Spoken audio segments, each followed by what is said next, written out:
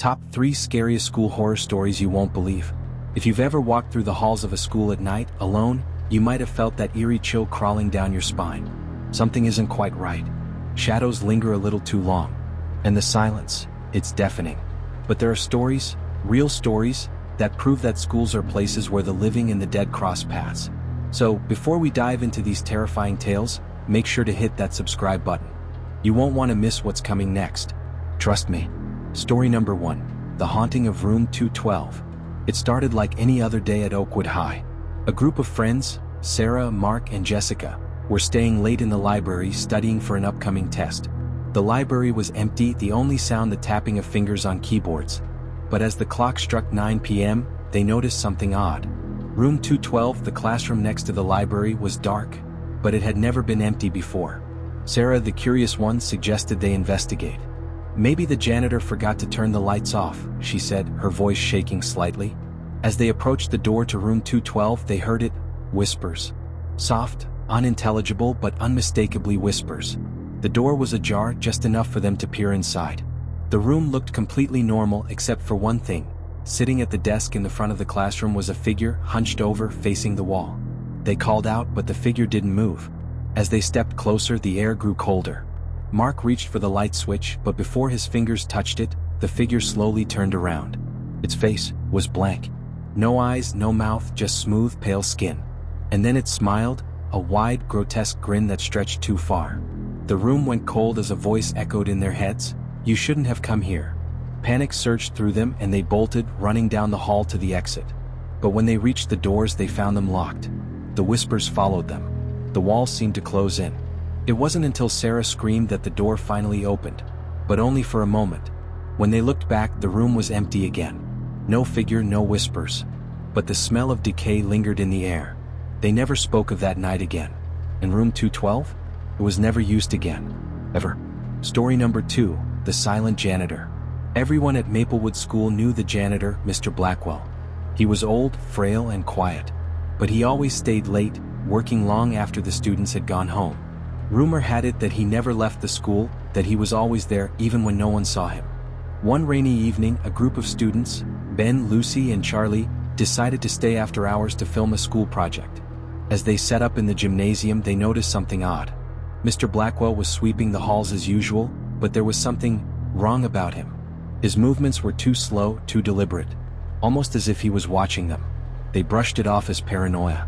But then, when they were alone in the gym, they heard it, scraping sounds coming from the hallway. At first, they thought it was just the janitor cleaning. But the sounds grew louder, closer. And then they heard something that froze their blood.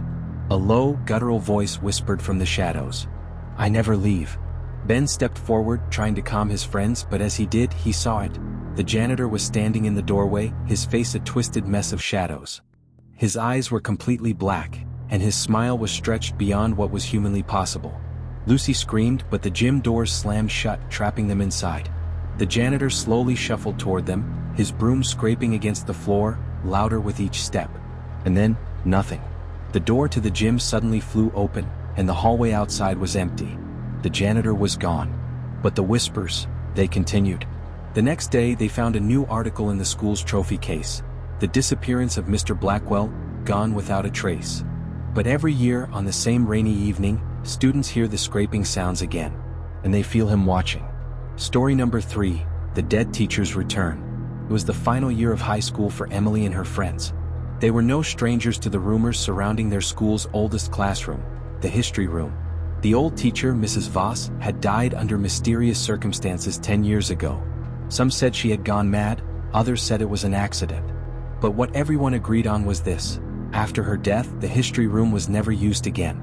One evening, Emily and her friends decided to break in.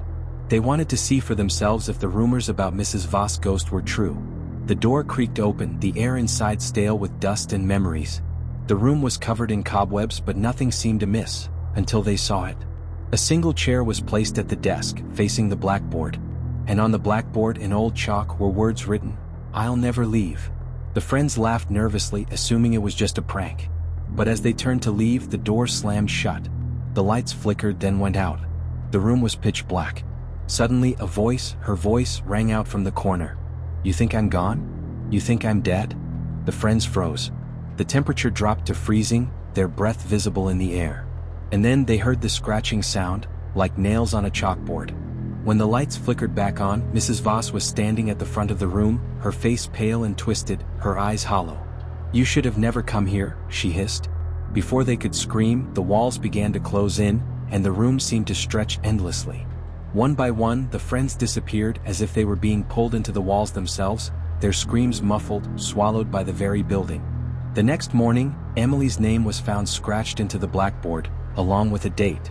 The date was the day she died. So, did you make it through these chilling school horrors? Can you hear the whispers now, creeping through the halls, echoing in your mind? You thought you could escape, but someone, is always watching. If you're still here, then you've been marked.